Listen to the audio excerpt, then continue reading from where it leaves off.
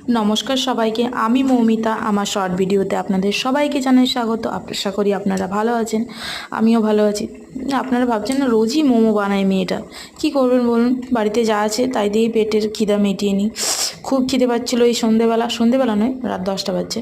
কি করি, বাড়িতে ছিল ময়দা, 5 টাকা কেজি বাঁধাকপি, আর বিলাতি তো এখন একেবারেই সস্তা, সবার বাড়িতেই রয়েছে। ব্যাস বানিয়ে নিলাম মোমো। দেখুন তো কীরকম হয়েছে, কি কেমন হয়েছে জানাবেন।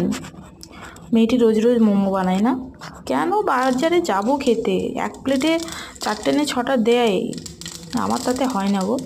আমি এই বাড়িতেই করিনি, চাটনি করছি। এই যে একটু তেল দিয়েছি, সর্ষে দিয়েছি, টমেটো পেস্টটা দিয়ে দিয়েছি, সেদ্ধ করে রাখা টমেটো পেস্ট। ব্যাস হয়ে গেল চাটনি। এদিকে মোমো হচ্ছে। একদম এই কনকনে শীতে গরম গরম মোমো আর চাটনি দিয়ে খেয়ে নেব, দারুণ। আপনাদের এই মোমো রেসিপিটা দেখাতে পারি না গো, আমার স্ট্যান্ডটা নেই। আপনাদের কার কার ভালো লাগে বলুন তো, কমেন্টে লিখবেন। আর 5 টাকা কেজি বাঁধাকপি বাইরে কেন খাবো, বাড়িতেই বানিয়ে খাবো।